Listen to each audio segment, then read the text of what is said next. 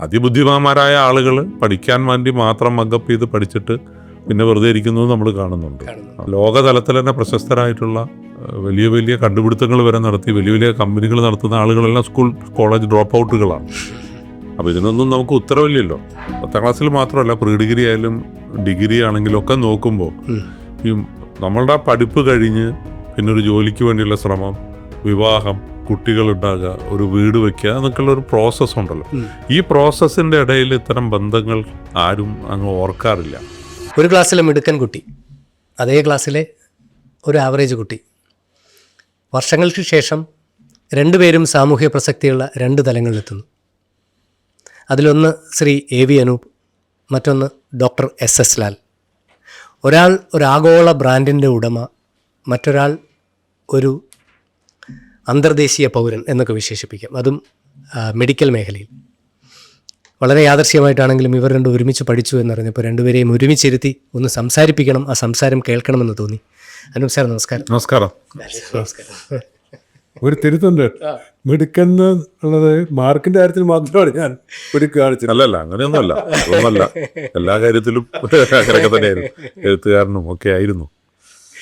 രണ്ടുപേരുടെയും ചെറുപ്പകാലത്തെ 2 ഫോട്ടോ കിട്ടിയാൽ ഈ സമയത്ത് അന്ന് നാടകം അഭിനയിക്കുമായിരുന്നു ലാല്, പക്ഷെ ഞാൻ അഭിനയിച്ചിരുന്നില്ല. ഇന്ന് ഞാൻ നാടകം അഭിനയിക്കും, ലാൽ അഭിനയിക്കുന്നില്ല. നാടകം എന്താണെന്ന് മനസ്സിലായപ്പോൾ ഞാൻ നിർത്തി. എന്താണെന്ന് മനസ്സിലായപ്പോൾ സാറ് തുടങ്ങി. ഈ ജീവിതത്തിൻ്റെ ഒരു ഒഴുക്കിൽ നമ്മൾ എവിടെയൊക്കെ എത്തപ്പെടുമെന്നോ അല്ലെങ്കിൽ നമ്മൾ എന്തൊക്കെ ആയിത്തീരുമെന്നോ ഒരു പരിധിവരെയൊക്കെ നിശ്ചയിക്കാൻ കഴിയാറുണ്ടോ സാർ? വളരെ ബുദ്ധിമുട്ടാണ്. കാരണം നമ്മൾ ജനിക്കുന്നത് തന്നെ നമ്മളൊന്നും തീരുമാനിച്ചിടത്തല്ലല്ലോ, നമ്മളങ്ങ് ജനിക്കപ്പെടുകയാണ്. അപ്പോൾ അവിടെ നിന്ന് ഒരാൾ ദരിദ്രനാകുന്നതോ ഒരാൾ വിദ്യാഭ്യാസം ഇല്ലാത്ത കുടുംബത്തിൽ ജനിക്കുന്നതോ ഒന്നും അവൻ്റെ കുറ്റമല്ലല്ലോ. പക്ഷേ പിന്നീട് നമ്മളുടെ ഇച്ഛാശക്തിയിലൂടെയാണ് നമ്മളത് നേടിയെടുക്കുന്നത്. വിദ്യാഭ്യാസം വേണം എന്നുള്ളത്. ഉദാഹരണത്തിന് ഇപ്പോൾ എൻ്റെയൊക്കെ ഫാക്ടറിയിൽ എഴുതാനും വായിക്കാനും അറിയാത്ത ജോലിക്കാരിയുടെ ഒരു മകള് ഒക്കെ ഡോക്ടറായിട്ടുണ്ട്. ഡോക്ടർ ആകുക എന്ന് പറഞ്ഞാൽ സാധാരണ ഇതിലല്ല. ഇപ്പോൾ കർണാടകയിലൊരു കുട്ടിയെ ഞാൻ പഠിപ്പിച്ചിരുന്നത്, ആ കുട്ടി ഇപ്പോൾ MD കഴിഞ്ഞു.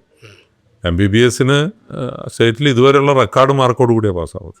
ഒരു ട്യൂഷൻ ഇല്ലാതെ, വീട്ടിലൊരാളും പറഞ്ഞു കൊടുക്കാനില്ലാതെ, സാമ്പത്തികമായിട്ട് തീരെ. ഇപ്പം ഞങ്ങളുടെ കമ്പനിയിൽ ജോലിക്ക് വന്നുകൊണ്ട് മാത്രമാണ് അവരുടെ ജീവിതം മുന്നോട്ട് പോകുന്നത്. അപ്പോൾ അതൊക്കെ എങ്ങനെ സംഭവിക്കുന്നു എന്നുള്ളതാണ്. അപ്പോൾ അത് വെറുതെ തലവരാന്ന് പറഞ്ഞിട്ട് കാര്യമില്ല. എല്ലാവരിലും കഴിവുകളുണ്ട്. എല്ലാവരിലും ദൈവം തന്ന ബൈ ബർത്ത് നമുക്ക് കിട്ടുന്ന കുറേ കാര്യങ്ങളുണ്ട്. അത് ഉപയോഗപ്പെടുത്താത്തവരാണ്. അതിബുദ്ധിമാന്മാരായ ആളുകൾ പഠിക്കാൻ വേണ്ടി മാത്രം മഗപ്പ് ചെയ്ത് പഠിച്ചിട്ട് പിന്നെ വെറുതെ ഇരിക്കുന്നത് നമ്മൾ കാണുന്നുണ്ട്. പ്രാക്ടിക്കലായിട്ട് ഇന്നിപ്പോൾ ലോകതലത്തിൽ തന്നെ പ്രശസ്തരായിട്ടുള്ള വലിയ വലിയ കണ്ടുപിടുത്തങ്ങൾ വരെ നടത്തി വലിയ വലിയ കമ്പനികൾ നടത്തുന്ന ആളുകളെല്ലാം സ്കൂൾ കോളേജ് ഡ്രോപ്പ് ഔട്ടുകളാണ്. അപ്പോൾ ഇതിനൊന്നും നമുക്ക് ഉത്തരവില്ലല്ലോ. അതാണ് സാർ. ഈ പിന്നെ അനൂപ് സാർ പണ്ട് സ്കൂളിൽ പഠിക്കുമ്പോഴും ഇങ്ങനെ സുന്ദരനായിരുന്നു? അതിസുന്ദരൻ, ചെറിയ കുശും പോകുന്നു. പിന്നെ വളരെ മാന്യനുമായിരുന്നു. അനാവശ്യമായിട്ടൊന്നും ഇടപെടില്ല. പക്ഷേ ഇത് അനൂപ് പറയുമ്പോഴും അനൂപ് പിന്നെ അഭിനയിച്ചതോ അല്ലെങ്കിൽ ഷട്ടിൽ കളിക്കുന്നതോ പലയിടത്തും അവാർഡും ഇതൊക്കെ വാങ്ങുന്ന ആളായതൊരു പക്ഷേ അനൂപിന് അന്നേ ഉണ്ടായിരുന്നിരിക്കാം. അത് പുറത്തെടുക്കാനുള്ളൊരു സാഹചര്യം ഉണ്ടാകാത്തതൊക്കെ ആയിരുന്നിരിക്കണം. അങ്ങനെ ഒരു പക്ഷേ ഞങ്ങൾ പഠിച്ച സ്കൂള് ഇതിനൊക്കെ അനുകൂലം. പക്ഷേ NCC ക്യാപ്റ്റനായിരുന്നു.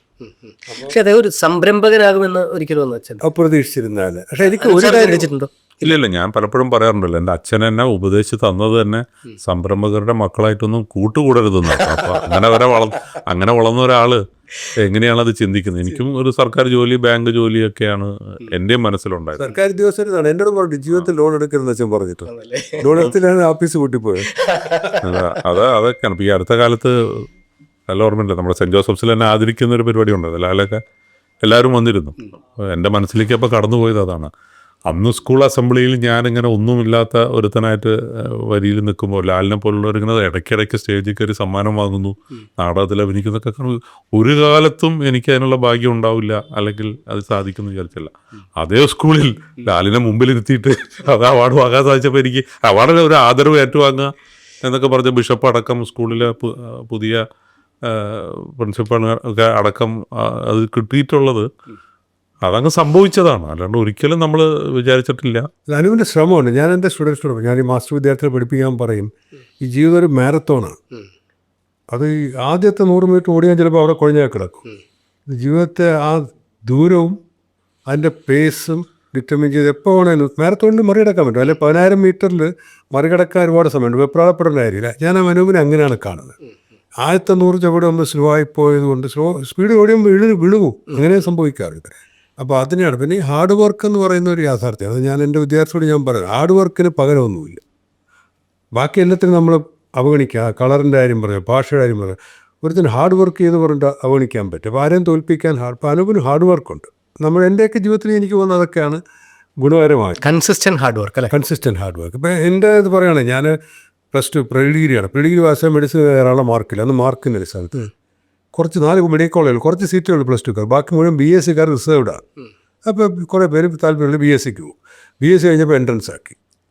അപ്പോൾ എൻട്രൻസ് അപ്പോൾ ഇത് നമ്മളിതുവരെ വിട്ടുകൊടുക്കൽ മെഡിസിൻ തന്നെ പോകണമെന്ന് വാശിയുള്ളതുകൊണ്ട് ആണ്. എന്നേക്കാളും സമർത്ഥരായ പലരും മെഡിസിൻ താല്പര്യമൊക്കെ പോയി. അപ്പോൾ ഞാൻ പറഞ്ഞത് ഹാർഡ് വർക്കാണ്. അത് ഏത് മേഖലയിലായാലും മുന്നോട്ട് വരാനായിട്ട് ഹാർഡ് വർക്കിൻ്റെ അപ്പുറത്ത് കൃത്രിമങ്ങളും പരിപാടികളൊക്കെ ആളുകൾ കാണി അതൊക്കെ പിടിക്കപ്പെട്ടു. നമ്മൾ ഹാർഡ് വർക്കായിട്ട് മുന്നോട്ട് പോകാനുള്ള വഴി മാത്രമേ. നിങ്ങൾ സ്കൂളിൽ പിരിഞ്ഞു അല്ലേ?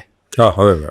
അതിനുശേഷം പരസ്പരം വീണ്ടും എന്നാണ് സമൂഹത്തിൽ അങ്ങോട്ടും ഇങ്ങോട്ടും ശ്രദ്ധിക്കുന്നത് എനിക്ക് തോന്നുന്നു ഒരു 20 വർഷമായിട്ടുണ്ടാവുള്ളൂ. 20 കഴിയുമെന്ന് തോന്നുന്നു. ഏകദേശം ഒരു 20 വർഷം വരെ. കാരണം ലാൽ അമേരിക്കയിലായിരുന്നു, പിന്നെ WHO ജനീവയിലായിരുന്നു. അപ്പോൾ അതുകൊണ്ട് കുറേ കാലം ഡൽഹിയിലായിരുന്നു. അങ്ങനെ കേൾക്കാറുണ്ടെന്നുള്ള അല്ലാതെ കാണാനുള്ള ഒരു സംഭവം ഉണ്ടായിട്ടുണ്ട്. അനു മറന്നോന്നറിയില്ല. ഒരു ദിവസം ഞങ്ങൾ കാണുന്നുണ്ട്, അപൂർവമായിട്ടൊക്കെ കാണും. അപ്പോൾ ഒരു ദിവസം അനു പറഞ്ഞാൽ മെഡ്രാസിൽ നിന്ന് വന്നുകൊണ്ടിരിക്കുകയാണ് തിരുവനന്തപുരത്തുള്ളപ്പോൾ. അപ്പോൾ ഇവരെല്ലാം കൂടെ ഒരു പുതിയ കാറിൽ വരികയാണ്. അവിടെ ഉണ്ടോ? ഞാൻ ചോദിച്ചുകൊണ്ട് നമുക്കൊരു സിനിമയ്ക്ക് പോകാമെന്ന് പറഞ്ഞു. ആലോചിച്ചോണ്ട് പ്രൊഡ്യൂസറൊക്കെയാണ്.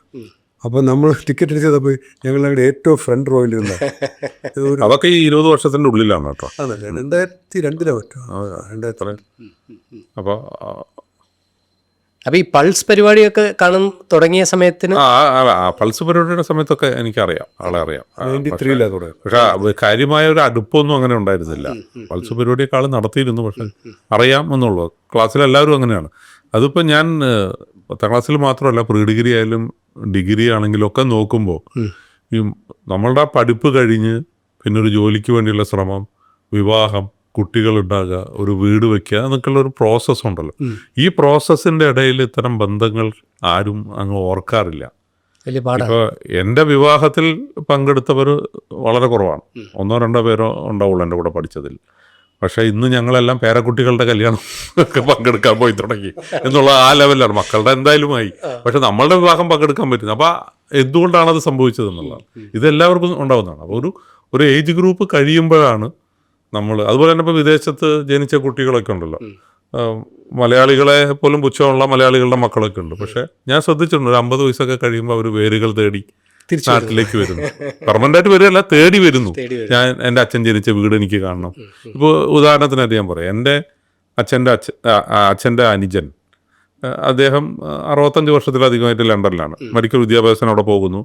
അവിടെ നിന്ന് ഒരു ബ്രിട്ടീഷ് വനിതയെ വിവാഹം കഴിക്കുന്നു. മക്കളൊക്കെ അപ്പോൾ അതുകൊണ്ട് ബ്രിട്ടീഷ് പൗരന്മാരാണ്. അതേ ലുക്കിലൊക്കെ അങ്ങനെയുള്ളവരാണ്. ഈ അടുത്ത കാലത്താണ് അദ്ദേഹം മരിക്കുന്നത്. 90ാമത്തെ വയസ്സിലാണ് മരിക്കുന്നത്. അപ്പോൾ ഇത്രയും നീണ്ട കാലം അദ്ദേഹം അവിടെയായിരുന്നു. അദ്ദേഹം ഒരു ക്രിസ്ത്യനായിട്ട് തന്നെ മാറി അവിടെ പള്ളികളിലൊക്കെ സേവനം ചെയ്തിരുന്ന ആളാണ്. പക്ഷേ അദ്ദേഹം മരിച്ചു കഴിഞ്ഞ് ഇപ്പോൾ അദ്ദേഹത്തിൻ്റെ മകൻ എനിക്കൊരു മെസ്സേജ് അയച്ചു. അച്ഛനെ ഞങ്ങൾ ദഹിപ്പിക്കുകയാണ് ചെയ്തത്. അച്ഛൻ്റെ ആഷസ് അച്ഛൻ ജനിച്ചു വളർന്ന നാട്ടിൽ കൊണ്ടുവന്ന് ഇടണമെന്ന് ഞങ്ങൾക്ക് ആഗ്രഹമുണ്ട്. അതിന് brother will you help me എന്നൊക്കെ പറഞ്ഞാണ്. ഒന്ന് ആലോചിച്ചു. അതെങ്ങനെയാണ് അങ്ങനെ ഒരു ചിന്ത വരുന്നത്? അപ്പോൾ ആ ഒരു ഏജ് കഴിഞ്ഞതിന് ശേഷമാണ് അവർക്ക് അത് വരുന്നത്. ഇന്നിപ്പോൾ ആൾക്ക് ഇവിടെ വരണമെന്നും ഇവിടെ എപ്പോഴും ഞങ്ങളുമായിട്ട് ബന്ധപ്പെടണം എന്നൊക്കെ മക്കൾക്ക് ഇപ്പോൾ തോന്നുന്നു. പക്ഷേ അതിന് മുമ്പുള്ളൊരു കാലഘട്ടം ഉണ്ടല്ലോ, അതുണ്ടായിരുന്നില്ല. അതുപോലെ തന്നെയാണ് ക്ലാസ്സിലെ കുട്ടികൾക്കൊന്നും എനിക്ക് തോന്നുന്നു. അത് ആ ഒരു പീരീഡ് വളരെ ഇമ്പോർട്ടൻ്റ് ആണ്. അവനവൻ്റെ ഒരു നിലനിൽപ്പിന് വേണ്ടിയുള്ള ഓട്ടത്തിൻ്റെ ഇടയിൽ ഇതൊന്നും നമുക്ക് ഓർക്കാൻ പറ്റില്ല. അങ്ങനെ ഓർത്ത് ദിവസവും മീറ്റ് ചെയ്യുന്നവരാരും ഇവിടെ എത്തുക. എനിക്കൊന്ന് ജീവിതം ഏറെ മനോഹരവും മധുരകരവുമാവുന്നത് 50കൾക്ക് ശേഷമാണ്. തീർച്ചയായിട്ടും എനിക്ക് അങ്ങനെ തോന്നിയിട്ടുള്ളൂ. അവിടെ ജഡ്ജ്മെന്റുകളൊക്കെ ഭയങ്കര പ്യുവർ ആവില്ലേ? അതെ അതെ അതെ. പലരും നമ്മളൊന്ന് സെറ്റിലാവും. നമ്മളൊന്ന് ഒരുപാട് ഈ പറഞ്ഞ പോലെ തിരക്കുകളാണ്. ഇപ്പോൾ കല്യാണമായി, പ്രസവമായി, കുട്ടികളായി, സ്കൂളിൽ ചേർക്കലായി, അവന്മാരപ്പെടുത്തം, പ്രശ്നങ്ങൾ, ഇതെല്ലാം നമ്മുടെ ജോലി എതിരെ നോക്കണം, അടുത്ത ജോലിക്ക് ശ്രമിക്കണം, ഭാര്യയുടെ ജോലി നോക്കണം. ഇതെല്ലാം കൂടെ ഒരു യുദ്ധമാണ്. എല്ലാം കഴിഞ്ഞ് സമാനമാകുമ്പോൾ പഴയ കൂട്ടുകാരൊക്കെ അവിടെ ഉണ്ട്. അപ്പോഴേക്കൊക്കെ ചിലവരുടെ മരണ വാർത്തയൊക്കെയാണ് നമ്മൾ തേടി വരുന്നത്. അത് മാത്രമേ ഉള്ളൂ ഒരു സങ്കടം. ഇപ്പോൾ by profession doctor SS Lal ഡോക്ടറാണ്, മെഡിക്കൽ ഡോക്ടർ, മെഡിക്കൽ ഡോക്ടറാണ്. അനൂപ് സാറ് ഡോക്ടറേറ്റ് നേടിയ ഒരാളാണ്. പക്ഷേ അദ്ദേഹത്തിൻ്റെ ഞാൻ പലപ്പോഴും സംസാരിക്കുമ്പോഴുമൊക്കെ അദ്ദേഹത്തിൻ്റെ ഏറ്റവും പാഷൻ നിലനിൽക്കുന്നത് ആയുർവേദത്തിലാണ്. അദ്ദേഹത്തിൻ്റെ കുടുംബം കൊണ്ട് വർഷങ്ങൾ കൊണ്ടേ ആയുർവേദം എന്ന് പറയുന്നത് ഒരു വലിയ പലപ്പോഴും ഞാൻ ശ്രദ്ധിച്ചിട്ടുണ്ട്. ആയുർവേദത്തെ പറ്റി അദ്ദേഹം സംസാരിക്കുമ്പം അദ്ദേഹത്തിൻ്റെ കണ്ണുകൾ തിളങ്ങുന്നത് ഞാൻ കണ്ടിട്ടുണ്ട്. ഞാനൊക്കെ ചിലപ്പോൾ വല്ലപ്പോഴൊക്കെ വിളിക്കുമ്പം മറ്റ് ആയുർവേദത്തിൻ്റെ ഞങ്ങളോടൊരു സംരംഭം എന്നൊക്കെ പറഞ്ഞ് സാർ കൊച്ചുകുട്ടികൾ സംസാരിക്കുന്നത് പോലെ സംസാരിക്കാറുണ്ട്. അപ്പോൾ ഞാൻ സാറിന് ആയുർവേദത്തോടുള്ള സാറിന് സഞ്ജീവനം എന്ന് പറഞ്ഞാൽ അന്തർദേശീയ തലത്തിൽ തന്നെ ശ്രദ്ധിക്കപ്പെടുന്ന ഒരു സ്ഥാപനവും അദ്ദേഹം ഉണ്ടാക്കിയിട്ടുണ്ട്.